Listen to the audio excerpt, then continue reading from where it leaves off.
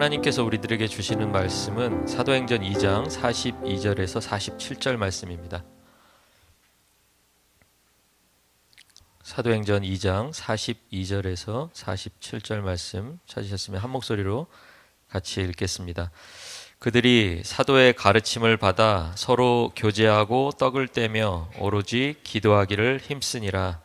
사람마다 두려워하는데 사도들로 말미암아 기사와 표적이 많이 나타나니 믿는 사람이 다 함께 있어 모든 물건을 서로 통용하고 또 재산과 소유를 팔아 각 사람의 필요를 따라 나눠주며 날마다 마음을 같이하여 성전에 모이기를 힘쓰고 집에서 떡을 떼며 기쁨과 순전한 마음으로 음식을 먹고 하나님을 찬미하며 또 온 백성에게 칭송을 받으니 주께서 구원받는 사람을 날마다 더하게 하시니라. 아멘. 교회 이야기입니다. 오늘 같이 읽은 본문이 특별히 성도가 일상에서 경험하는 기적에 대해서 기록하고 있습니다. 뭐가 기적일까요? 여러분 어떤 걸 기적 그러면 뭐가 떠오르세요? 저희가 특세 3주 동안에도 기적에 대해서 나누었는데 여러분은 기적 그러면 어떤 장면이 떠오르세요? 여기 뭐 망토 하나 두르고 날아가는 거? 아니면 막 눈에서 불 나오는 거? 아니면 손에서 막 불 나오는 거? 그런 거 기적이에요? 오늘 내가 하나님 앞에 앉아 있을 수 있는 게 기적이죠. 오늘 내가 하나님 앞에서 교회로 앉아 있는 것, 그게 기적이에요.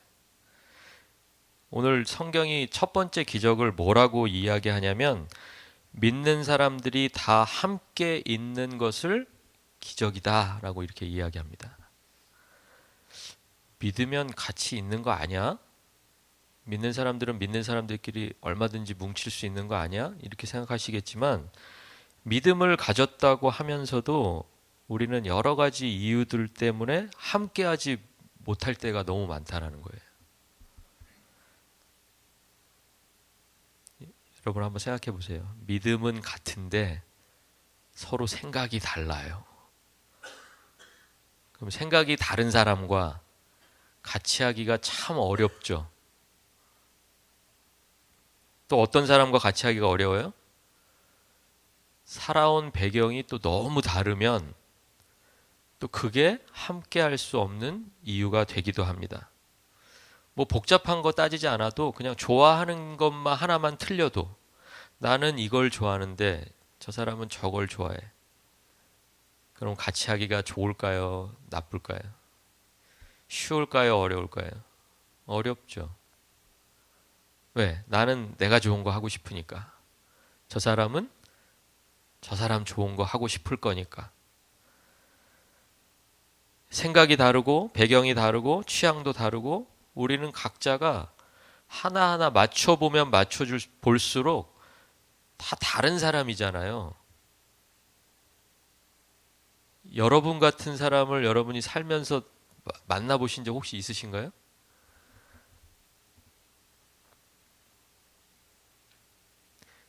살면서 나는 그냥 나랑 딱 닮은 사람을 그냥 여기서도 보고 저기서도 보고 그런 사람 혹시? 여러분 같은 사람은 여러분 한 사람밖에 없죠. 누구를 만나도 나하고 너무 달라요. 그런데 그 다름에도 불구하고 그런 다른 사람들을 함께 있게 하는 게 뭐냐면 그게 바로 믿음이라는 거예요. 다른 건 다 달라도 우리가 같은 믿음을 가졌다는 이유로 오늘 이 자리에 있는 거잖아요. 여러분에게 믿음을 주시고 여러분을 하나 되게 하시는 성령이 교회에 기적을 일으켜 주시는 것을 기억하시기 바랍니다. 우리가 같이 있는 게 기적이에요. 성령은 지금도 우리를 함께 있게 하시고 내가 너희와 항상 함께 있으리라고 말씀하셨던 예수 그리스도의 약속을 기억나게 해주십니다. 그러니까 몸이 함께 있고 마음이 함께 있는 것. 그러니까 몸만 같이 있다고 우리가 같이 있는 게 아니에요. 같은 공간에 있어서 제가 오늘 여러분과 같이 있는 게 아니고요. 여러분과 제가 지금 같은 마음을, 같은 믿음을 가지고 있기 때문에 이 자리가 같이 있는 자리라는 거예요. 몸이 함께, 또 마음이 함께, 성령이 그들 안에 동일하게 계시는 것은 교회에게 주시는 하나님의 기적인 것을 믿으시기 바랍니다. 그 두 번째 기적과 세 번째 기적은 같이 소개하겠습니다. 두 번째는요, 모든 물건을 서로 통용하는 거예요. 그리고 세 번째 기적은 뭘까요? 필요를 따라 각 사람에게 나눠주는 거예요. 이게 기적이라는 거예요.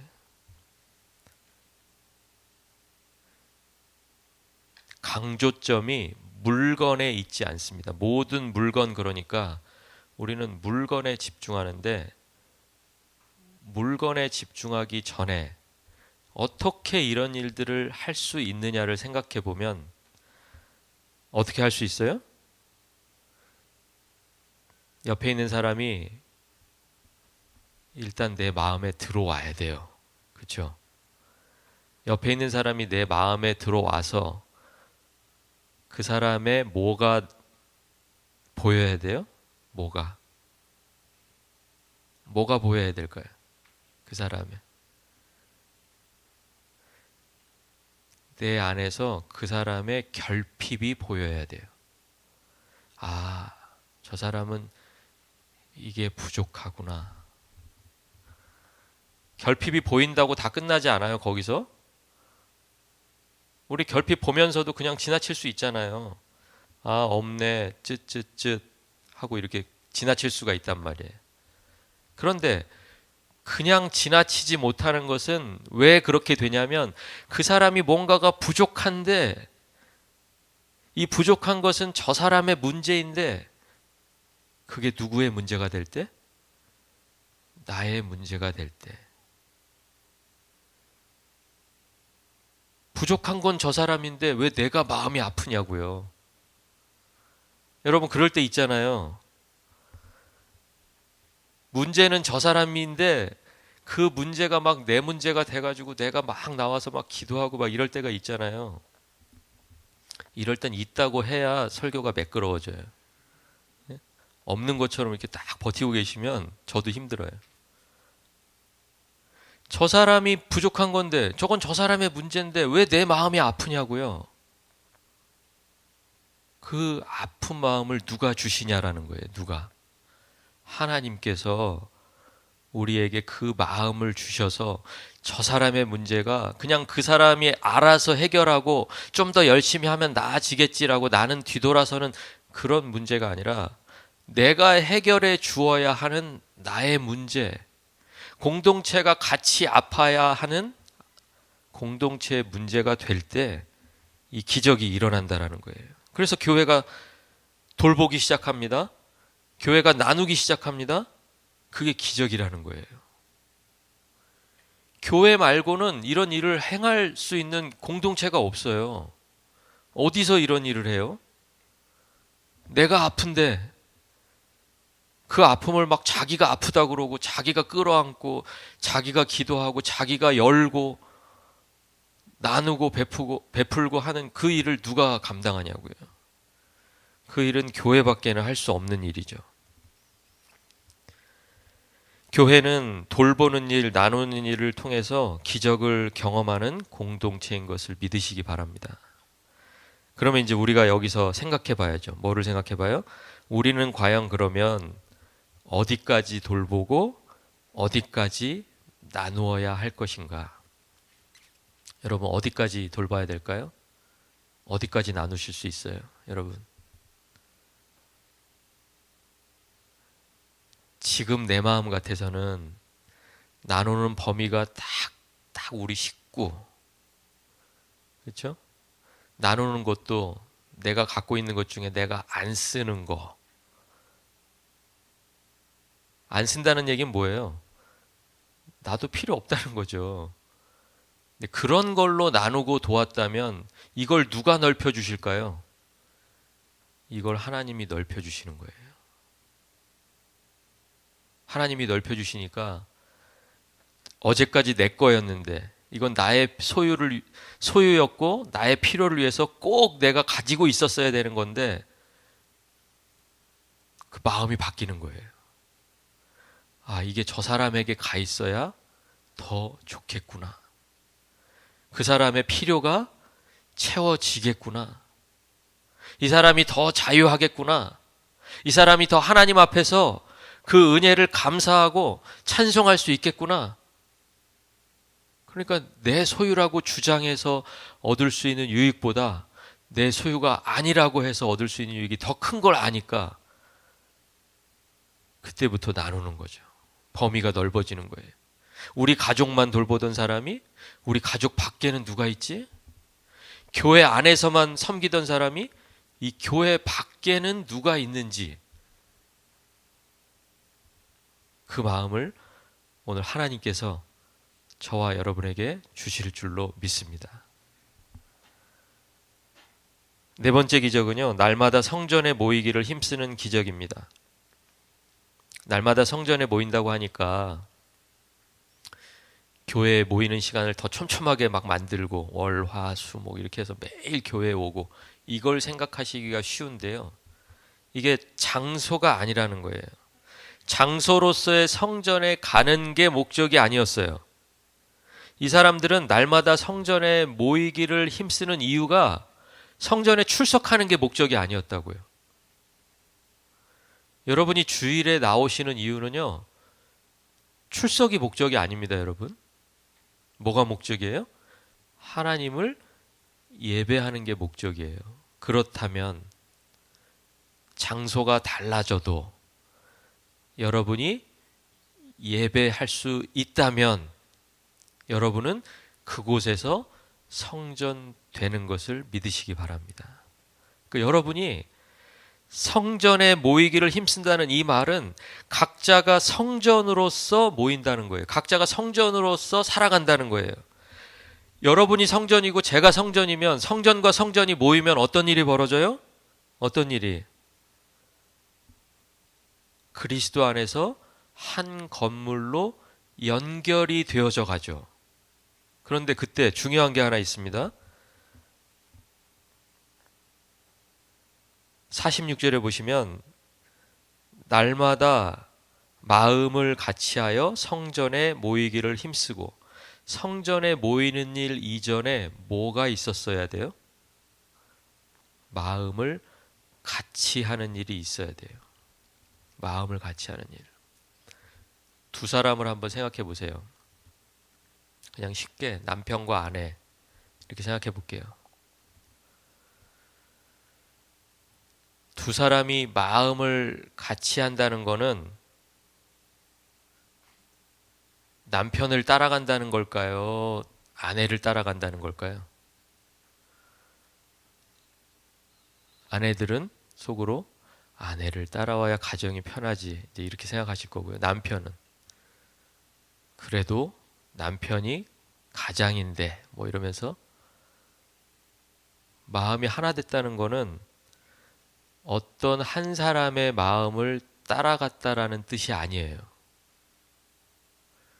저와 여러분이 한 마음이 됐다라는 것은 여러분이 제 마음을 따라온 것도 아니고요.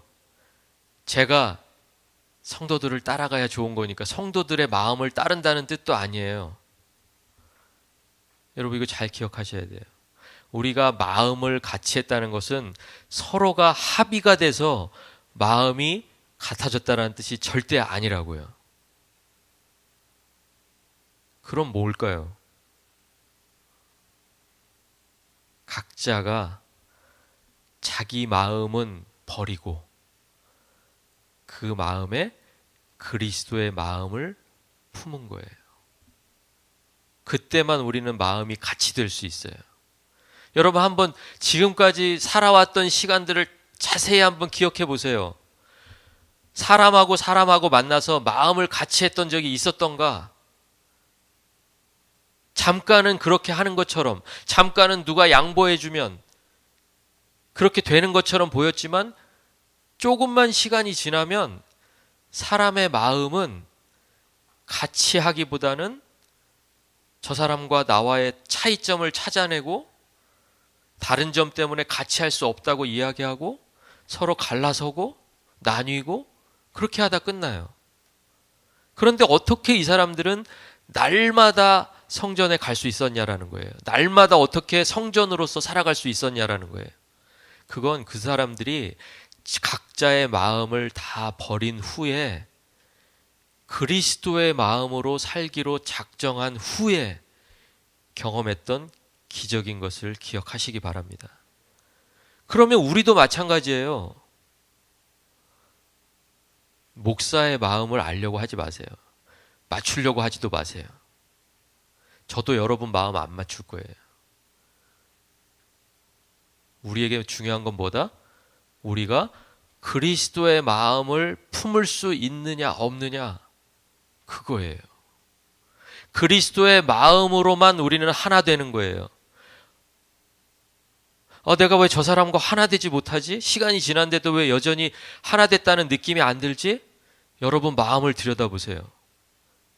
내 마음이 남아있는가? 아니면 그리스도의 마음으로 채워져 가고 있는가? 답은 거기에 있다라는 거예요. 우리가 그리스도의 마음을 품을 때만 우리는 하나 될 줄로 믿습니다.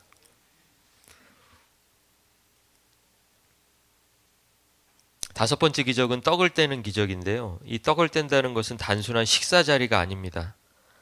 떡을 뗀다는 것은 예수 그리스도의 몸과 피로 세운 새 언약을 기념하는 자리라는 거예요. 그러니까 우리가 행하는 성찬의 자리라는 것이죠. 남들보다 더 먹으려고 하고 또 더 좋은 것을 먹으려고 살아가는 사회 속에서 오직 교회라고 하는 공동체만 그리스도의 구원하심을 기억하기 위한 식탁을 준비하는 그런 공동체라는 것을 여러분 기억하시기 바랍니다. 그러니까 그 식탁의 자리는, 그 성찬의 자리는 교회가 자기의 출발점을 확인하는 자리예요. 우리가 믿음이 어디서부터 시작됐나? 그리스도가 우리를 위해서 몸과 피를 주셔서 구원하신 바로 그 자리에서 우리 공동체가 시작되었다라는 것을 고백하시기를 바랍니다. 부르신 교회도 마찬가지예요. 부르신 교회가 몇 년, 몇 월, 며칠 그걸 외우는 게 중요하지 않아요. 처음에 시작할 때 몇 명이었다 그것도 중요하지 않아요. 출발이 뭐였냐라는 거예요. 출발이 그리스도에서 구원에서 출발한 믿음의 공동체, 그리스도의 구원에서 출발한 믿음의 공동체이기 때문에 우리는 그 그리스도의 구원을 잊으면 안 되는 거예요. 그래서 잊지 않기 위해서 성찬을 행하고 먹고 마시는 일이 좋은 것 먹고 마시는 일이 목적이 아니라, 남들보다 더 많이 먹고 마시는 일이 목적이 아니라 그리스도를 위해서 먹고 마시는 일이라는 것을 확인할 수 있어야 된다는 거예요. 그러니까 그런 사람들이 여섯 번째 기적을 경험하는데요. 여섯 번째 기적은 일상의 음식들을 기쁨과 순전한 마음으로 먹는 기적이에요. 순전하다는 것은 앞에 나와 있는 것처럼 하나가 되었다라는 뜻입니다. 하나가 되었다. 기쁜데 하나가 되었다라는 거죠.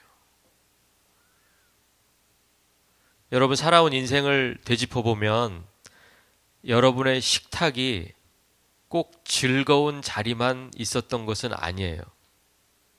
어떤 때는 혼자서 실패의 자리에서, 아니면 남들과 따로 떨어져서 고독하게 식사하는 그런 자리도 분명히 있었을 거예요. 때로는 육체의 질병 때문에 식사를 거르기도 했을 거예요. 그런데 이 교회라고 하는 이 공동체 안에서 각자가 자신들의 일상에서 살아가고 있는 그 일상의 식탁을 들여다보니까 거기에 뭐가 있었냐면 기쁨이 있었다라는 거예요. 그리고 하나 된 순전한 마음이 있었다라는 거예요. 불평하지 않아요. 이 사람들에게는 무엇을 먹느냐가 문제가 아니라, 얼마가 먹느냐가 문제가 아니라, 기쁘게 내가 먹고 있다라는 사실이 중요한 거예요.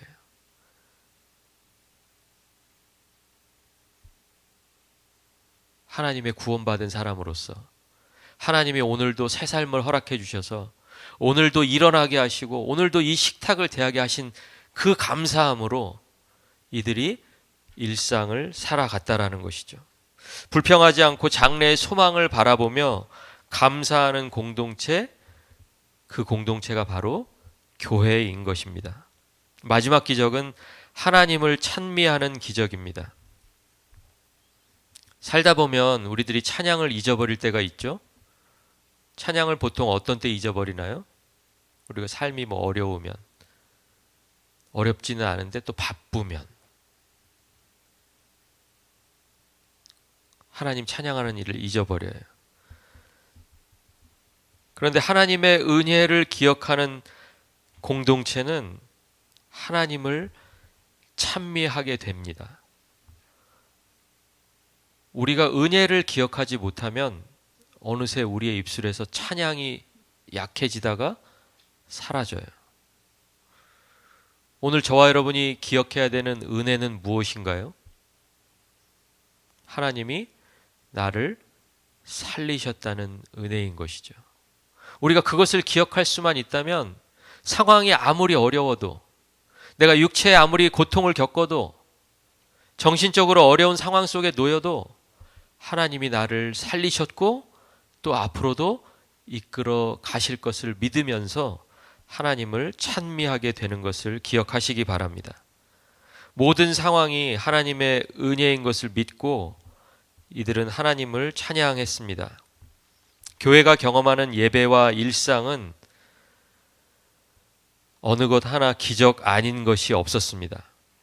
그리고 결과적으로 오늘 47절이 말하는 것처럼 교회가 온 백성에게 칭송을 받았다라고 말합니다.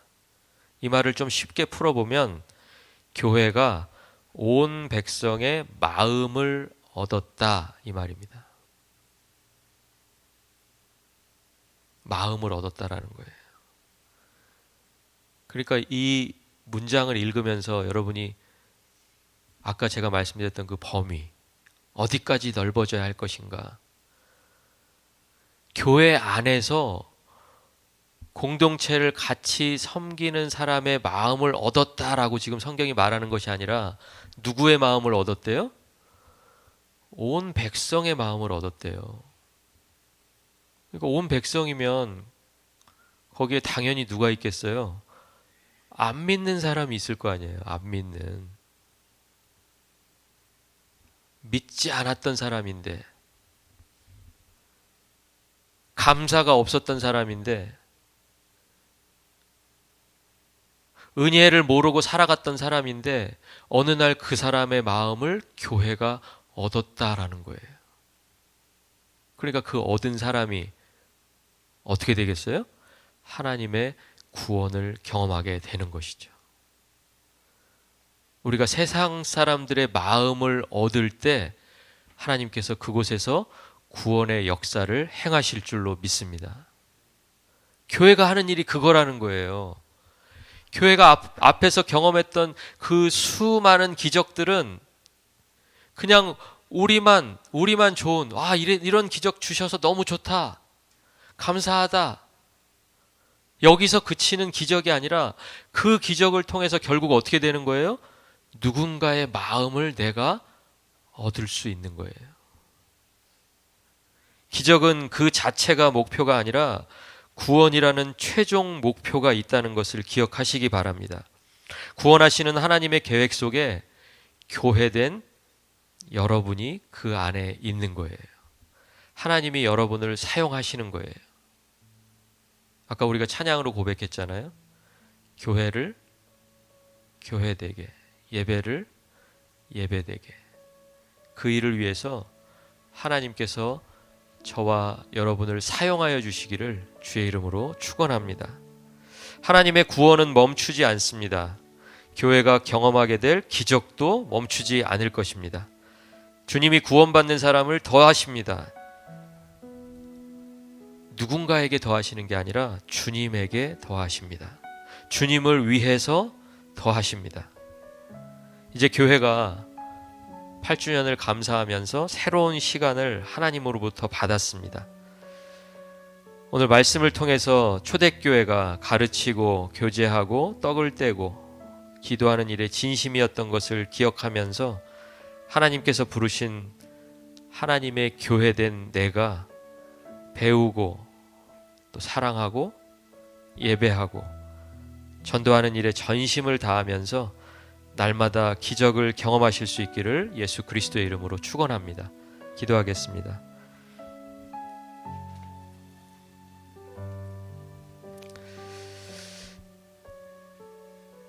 짧지 않은 시간 동안에 하나님은 많은 은혜를 우리의 삶에 부어 주셨습니다.